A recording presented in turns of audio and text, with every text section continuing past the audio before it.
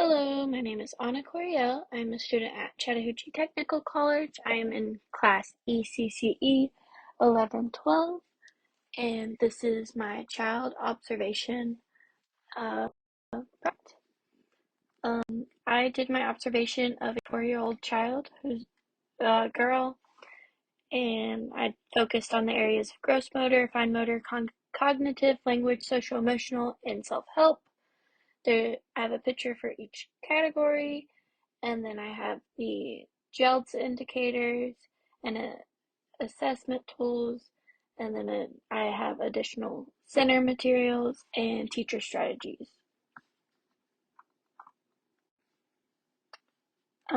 This is Everly, and this was our fine motor activity. Everly's sitting at the table. She's coloring a heart-shaped paper. She's using a black crayon. Using her right hand to color, she's using the left hand to hold the piece of paper, and she has a glue stick beside her hand because, it's not pictured, but we were gluing the heart onto another piece of paper.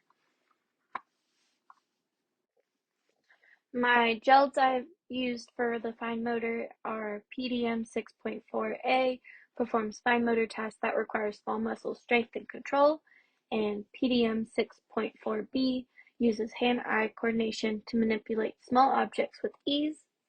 And then for an assessment tool, I would use Peabody Development Motor Skills, which has specific tasks related to coloring and manipulations of small objects. And then my first additional material I would add would be Play-Doh, and which helps support fine motor skill development in children, especially with the shaping tools and just playing with it. They can create different shapes, letters, or objects, and then this helps their hand-eye coordination, strengthen their hand and finger muscles, and just enhances their fine motor skills. And then the second one I would add is threading beads, and these help develop children's fine motor skills by providing them with beads and strings to thread. It helps improve their precision, concentration, and hand-eye coordination. And then we can start introducing patterns or color sequences and can challenge the children's abilities. And this activity helps their pincer grasp, finger dexterity, and spatial awareness. And then here's Everly again with her social emotional.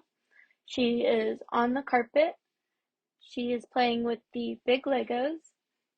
She's playing with two other friends on the carpet. They're building a tower together, and they're adding the blocks one at a time.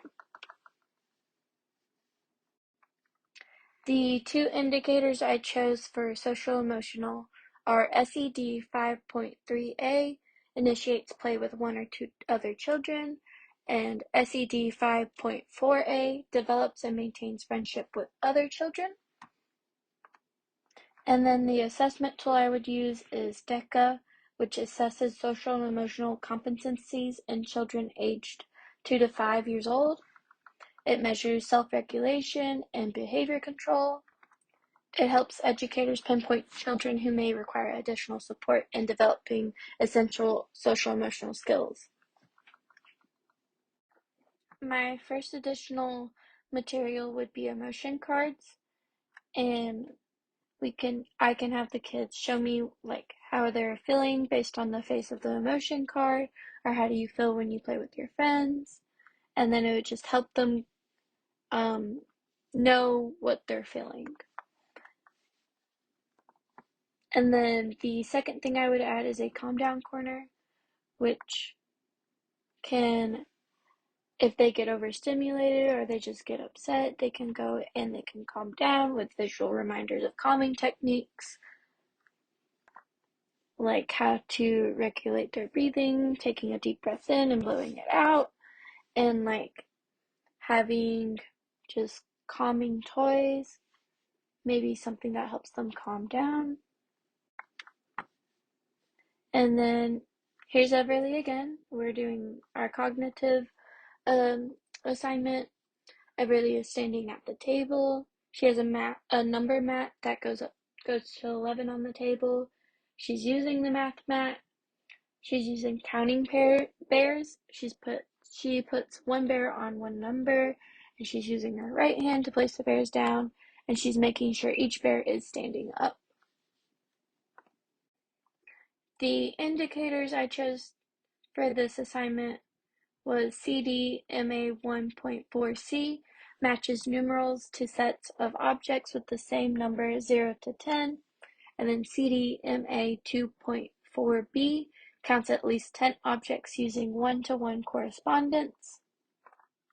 The assessment tool I would use, since I focused on math, I would use the Early Math Diagnostic Tool, EMDT, which assesses math skills in children ages 3 to 5, and it includes concepts such as number recognition, counting, basic operations, patterns, and geometry.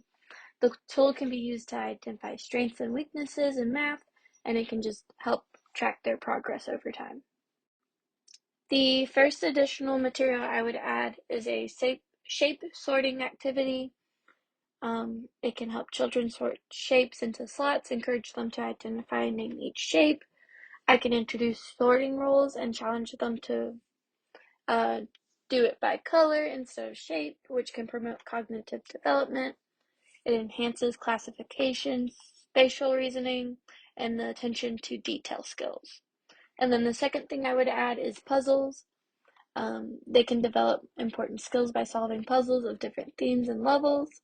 They can learn to solve problems, think critically, concentrate, and be flexible in their thinking. And puzzles can be done alone or with friends, and teachers can help children solve them or discuss strategies for solving them, which is really helpful. This is Everly with her self-help. She's at the sink. She has the water going. She's scrubbing her hands with soap. She's standing on the stool to help her reach, and she is scrubbing in between her fingers.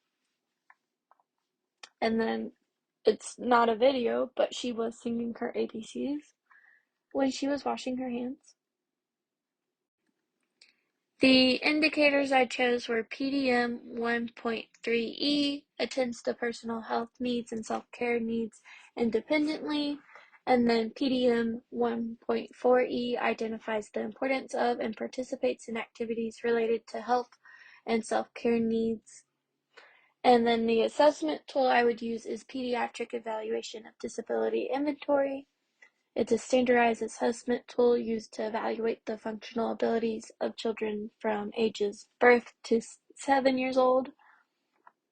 It consists of caregiver-reported questions that assess the child's self-care skills, mobility, and social function. It provides scores that indicate the child's level of independence in various self-help activities. The first additional material I would add is dressing dolls. They're a great tool to help children learn how to dress and undress themselves. I can provide verbal guidance as they follow the doll's example, and then gradually reducing support as the child becomes more skilled. The second additional material I would add is self-help task bins, which are just basically busy boxes, and I would create self-help task bins with instruction and materials for each skill. I could provide assistance while gradually reducing support and rotate tasks to keep children engaged. Something like buttoning or zipping, just so they get the hang of zipping, so they can eventually zip up their jacket, or Velcro, because we don't really have tie shoes anymore, we more have Velcro shoes, so they would have those. This is Everly with her gross motor activity. She's on the carpet. She's laying on the carpet. She's looking at one of the teachers who isn't pictured. She's in the position of the yoga pose planking, and she has her feet up in the air. For this activity, they were actually doing yoga, and it was actually a planking one. And yeah. The indicators I chose for this one is PDM 5.4B, demonstrates coordination and balance in a variety of activities, and PDM 5.3A coordinates movements to perform a task. And then the assessment tool I would use is the test of gross motor development. It measures the gross motor skills of children between 3 and 10 years old. It evaluates abilities like running, jumping, hopping, and throwing. And it gives scores based on the performance criteria.